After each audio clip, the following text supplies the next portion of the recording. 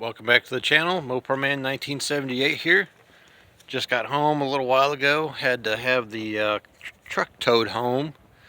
Last night when I was driving, I thought I barely smelt just a tad bit amount of a wire that might be getting a little bit warm coming out of the steering column or out of the dash.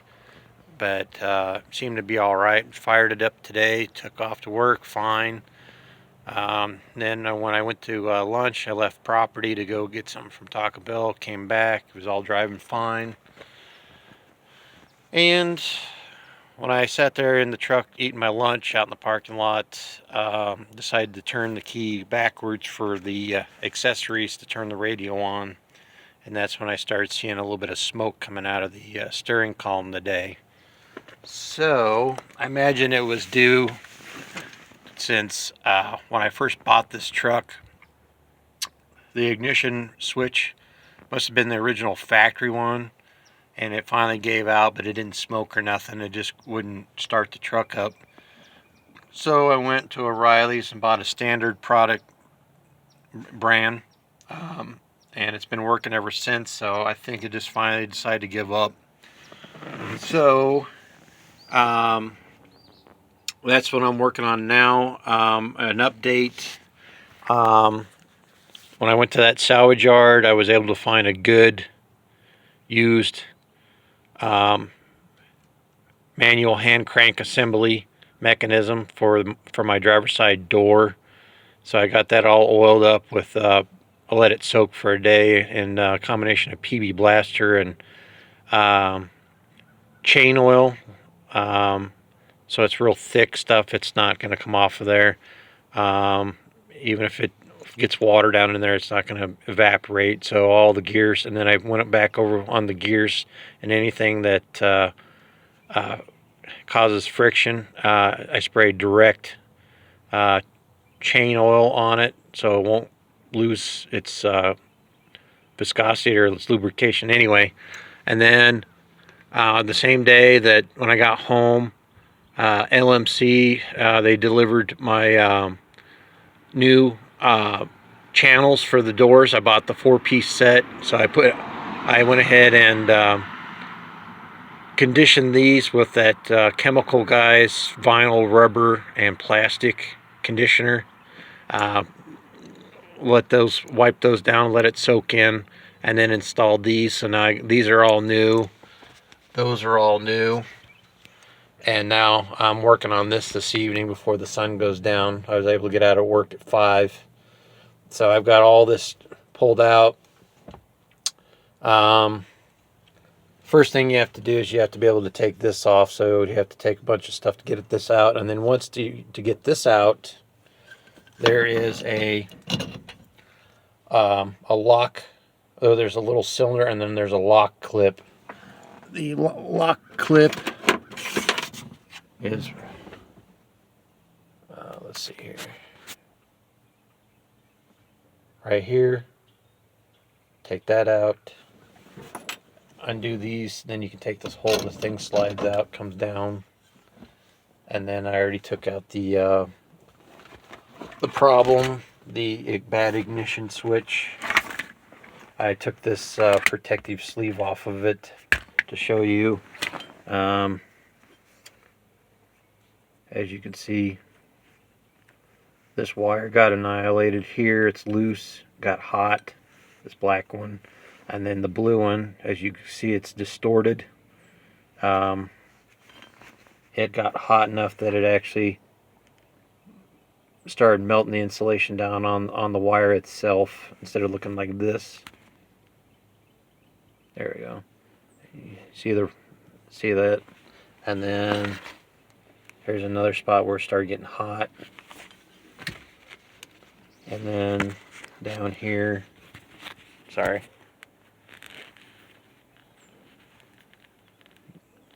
But anyway, all this, you just got to be real careful. All this slides all the way down in there.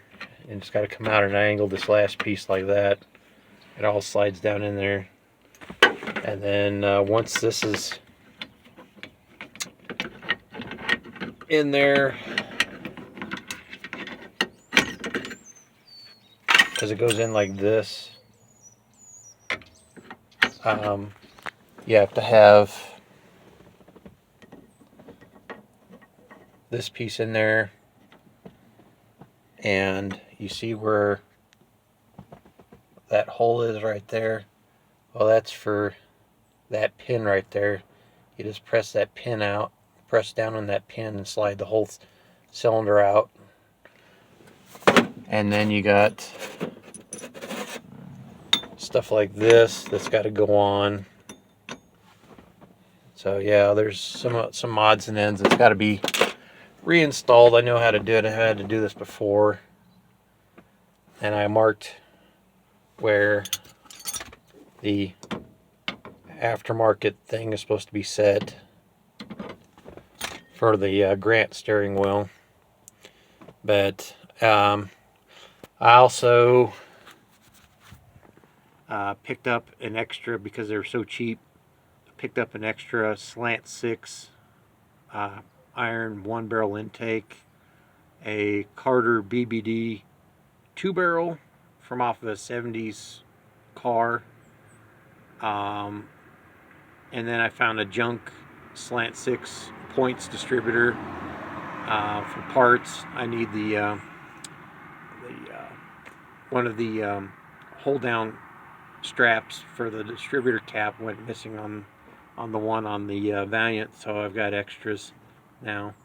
But if somebody needs a slant 6 intake, I got a couple of those. They're the cast iron, they're the iron ones, both 1-barrels.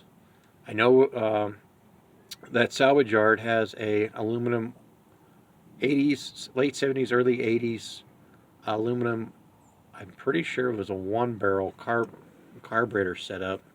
The intake was aluminum, and I might go back at some point and get that. But anyway, if somebody's interested in those parts, let me know. But anyway, the other thing I was going to show you.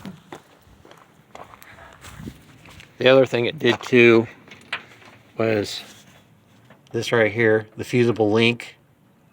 All you do is, from what I read years ago in the manual, you cut this down, take all this extra rubber off of there, down to the good wire, and then you get your fusible link like this section here I bought from O'Reilly's, and you solder, you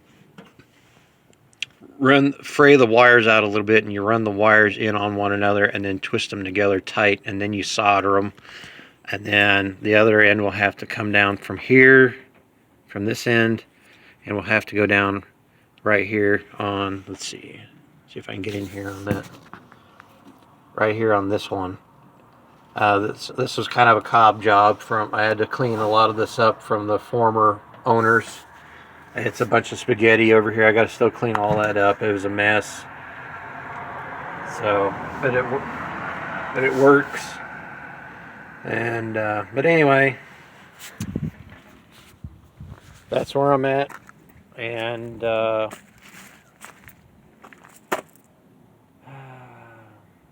almost got the lower control arms in. We had a little bit of setback on that. One of the polyurethane lower control arm bushings ripped in half. I don't know how that managed to do that, but so I'm gonna have to order another set, which is like $14 from like Mancini Racing or something, polyurethane. And because it's weird, because the passenger side, no issues. When I pressed it all in, no issues. So the driver's side was, something went foul inside. They're pressing that back in. So anyway, so I got to kind of start all over on that part. But the lower control arms are all painted, and I got to get new strut rod bushings, rubber bushings from Moog, and then what is it? The torsion bar boots, the grease boots. But other than that, the rear suspension, or the front suspension's almost together. So until next time.